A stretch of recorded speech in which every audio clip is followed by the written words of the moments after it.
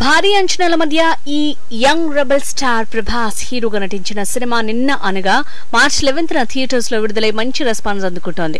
Pooja Hegde heroine గా నటించిన ఈ సినిమా ఇప్పుడు బాక్స్ ఆఫీస్ వద్ద మంచి విజయాన్ని సాధించింది.